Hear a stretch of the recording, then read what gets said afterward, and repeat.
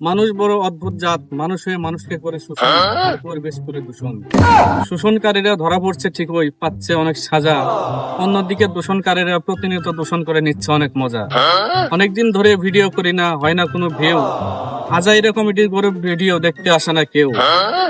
তাই আমি অধম সাংবাদিক আজ এসেছি এই জঙ্গলে নিতে দূষণকারীদের ইন্টারভিউ। চলেন যাওয়া যাক। শালা এই মশা থাম রে থাম। শালা হেগে রাচ্ছি রক্ত খিলা আর আসি নাই। তুই মাঠে নামে গেলি থেমে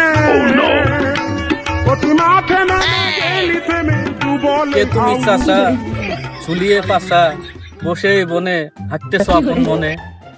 বাপের নাম রাখছিল কুরবান আলী, তা তুমি বাবু এনে কি করো? মুরবি মুরবি বন্ধ। চাচা আমার কেমনে জানি মনে হইতাছে তুমি মার খাত দিকে আগাইতাছো। চাচা তুমি কিন্তু আমার বাম হাতের কাছে বসে আছো, তোমার কিন্তু বাম হাত দিয়ে একটা চটকানা আমার মনে হন। ওই বাম হাত দিয়া সুসিয়া, লুঙ্গি দিয়া মুসিয়া, বদনাটা ঝুলায় রেখো গাছে। একটু সাইডে আসো চাচা, তোমার সঙ্গে আমার জরুরি কিছু কথা আছে। তুমি যাও তো বাপু, আমি এসেছি। শান্তির কাজে বাধা সৃষ্টি করছ, শান্তি মতো আল্লাহটা হেরে পাবে না।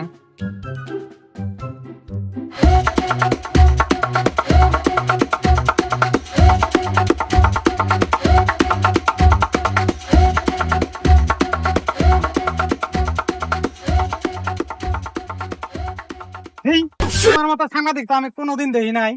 হ্যাগের গেছি অতি জান আগে কি করবা কত দেখি কি এমন জরুরি? চাচা সেতিয়েন না, আপনি এই যে বাইরে হাগি পরিবেশ দূষণ করতেছেন, এই জন্য তো আসছে। কেরা কইছে পরিবেশ দূষণ হয়? আমি তো জানি বাইরে হাগলে পরিবেশের তিনটা উপকার হয়। কি কি উপকার হয় তিনটা? এক হইল বাইরে হাগলে ক্ষেতের সার হয়, দুই হইল পায়খানা দেওয়া লাগে না, তিন হইল পায়খানা পরিষ্কার করা লাগে না। ओ टूटा टूटा एक परिंदा ऐसे टूटा পুরে মানুষ মানুষের कि জাত फिर নি না, जुड़ना পুরে মানুষ হল মানুষ হল নাকি?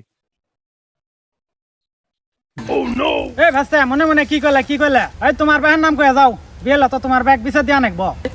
দাঁড়াও,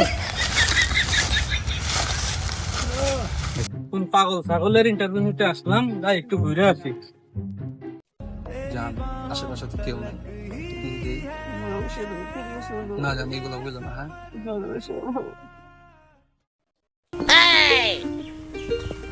ভাই, আপনার এই স্বামী স্ত্রী? ও ভাই, ও স্বামী, আমি স্ত্রী। তা আবার হয় নাকি? না মানে ও স্ত্রী, আমি স্বামী। তা আপনার স্বামী স্ত্রী বাড়িতে প্রেম ভালোবাসা করবেন, বাড়ি থুয়ে সিফার মধ্যে কি করেন? না মানে ও স্ত্রী অন্য লোকের, আমি স্বামী আরেকজনের। আমাদের প্রকৃত স্বামী স্ত্রী আছে যারা, ওরা জানলে মন খারাপ করে, তাই আমরা ঝুবে এসে প্রেম করতেছি। তা আপনারা এইভাবে যে নিজের পরিবার থুয়ে এসে অবৈধভাবে ভাব ভালোবাসা করতেছেন, এটা তো পরিবেশে খুব মারাত্মক ক্ষতি হয়ে যাইতেছে। তা আমি যতটুকু জানি, খাল বিল, নদী নালা, পাহাড় পর্বত এগুলা নেই পরিবেশ, আর এগুলা যদি নষ্ট হয় তাহলে না পরিবেশ দূষণ হয়। আমি তো কখনো শুনি নাই যে পরকীয়ার মাধ্যমে পরিবেশ নষ্ট হয়। আপনাদের দেখে এই নতুন প্রজন্ম কি শিখবে?